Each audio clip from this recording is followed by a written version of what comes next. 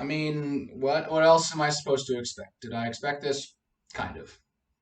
Hawks lose 4-2 against the Florida Panthers. Maybe don't let up four unanswered goals next time. That could possibly help. I mean, there were a couple good plays, but it was a game pretty much for the majority of this game dominated by the Panthers. Let's talk about it. Before we talk about the game, real quick, I want to go ahead and compliment the Panthers reverse retro jerseys. I've done this to a couple other teams this year, including ours, but I really love the Panthers reverse retro jerseys with the blue on the blue's the main color with the old 90s to like 2016 logo that I initially when they changed it. I was actually really mad when they changed it initially. It's probably better for the brand now, I guess, whatever. But I do like seeing that make a comeback. And then there's the red on the shoulder pads, but then they have this gold stripe separating the red and the blue. And I think that gold stripe is just perfect. The shade of gold that they have there just makes the whole blue red dynamic feel, have its own uniqueness as it just kind of adds this unique color of gold, a shade of gold, if you will. I just really like these jerseys. I've done it before where I've said like, the Hawks reverse retros, the Hurricanes reverse retros are phenomenal. Hey, I think it's pretty obvious. I like the majority of the reverse retro jerseys out this season, and they're really cool. But anyways, without me going off more, let's talk about the game here. And it starts with an uninteresting first period outside a couple pretty good saves by Sergei Bobrovsky on Patrick Kane specifically. A good pass from DeBrincat right to Kane. He misses a point-blank shot. He probably could have placed the shot a little bit better, but Bobrovsky gets over there in a very, very efficient way. It hits him square in the pad. Kane probably could have put that shot on a little bit better, but Bobrovsky shuts the door regardless. Makes another great save on Kane late in the period, and we go to the second scoreless. So after an uninteresting first period, this second period starts off very well for the Hawks. In the opening minute of the period, the Hawks have it in their zone a little bit. It's not totally in the corner. It's on the wall, actually. And they battle for it. It's a weird, mad scramble there. Brandon Hagel comes out of this and emerges and starts the attack for the Hawks, and he just does a beautiful amount of stick handling here. He just looked great on this play. And he gets a good pass to Kubalik, which then fools Bobrovsky and the Panthers defender. And then Brandon Hagel is just wide open. 1-2, the net's wide open, and Hagel buries it in the unencaged, and it's 1-0 Hawks on a beautiful goal and a beautiful setup by Brandon Hagel. He's looking really good. I'm liking Brandon Hagel. I like what he's doing. Now, see, this is where the fun stops. This is where it all stops and just cuts to an end because they did not get anything else in this entire game. The Florida Panthers scored 4 unanswered goals from here on out, and it was more than enough to sustain them and carry them to a victory. And, I mean, I don't know. 2 great goals from Barkov, one that went off the pad, and then he just makes a really good hand-eye coordination almost play as it goes right in front of him and he gets it with the stick, a bit weird of an angle for him, but he's still able to bury it past Lankinen anyways. That's 1-0. He scored the last goal as well. I don't know, man. It was pretty bad. Verhaeghe scored on a rebound that kind of went back.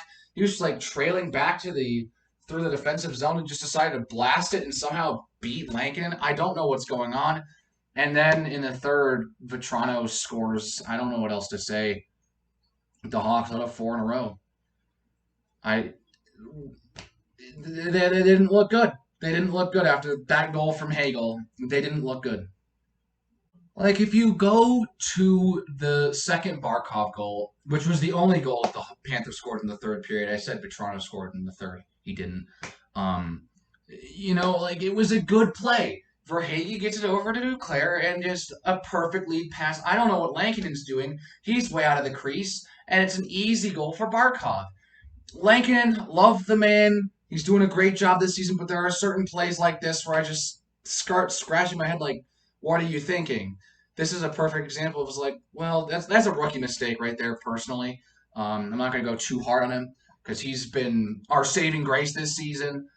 Without him, I don't think we'd be anywhere near a playoff spot right now. So I'm not going to go too hard on it, but my gosh, that was a bit rough. A rough game. Rough about 20 minutes for Lankinen. And my goodness, that's just wow. And you know what the best part is? The Hawks have done it again, where they score in garbage time to make it, instead of a 3-goal game, a 2-goal game. They did this against the Hurricanes in their reverse retro, if I remember that correctly. I think that was that game. They scored in the last minute. Here, they score in like about the last 90 seconds almost, and on a blast from Adam Boqvist, which I don't know if that was his first goal of the season. I think it may have been, but like, if you're gonna use those, put them in a way where there's not less than 2 minutes to go, and you're already down by 3. You're gonna lose a game. I don't know, those kinds of like goals that are scored like that, where it's like the game's already out of reach and you already lost the game.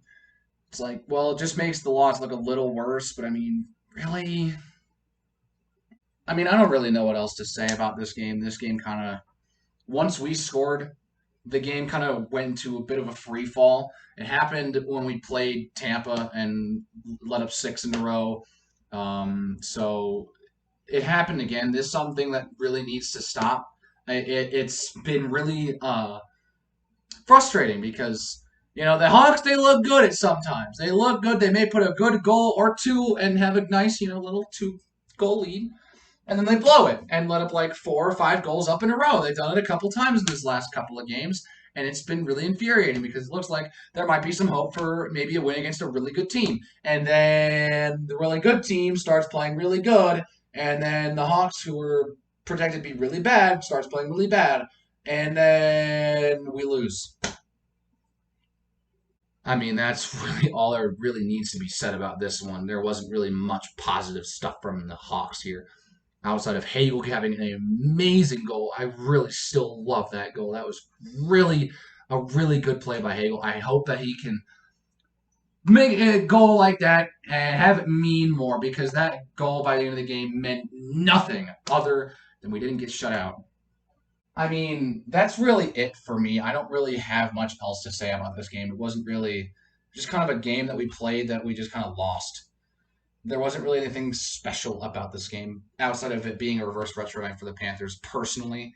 But yeah, so that's pretty much going to do it. Bit of a short one here, but not every game's going to be 20 minutes of me just going off about something, right? But yeah, like the video if you like this. You're gonna, like the video if you liked it. Subscribe if you want to see more content from me, and I'll see you guys later.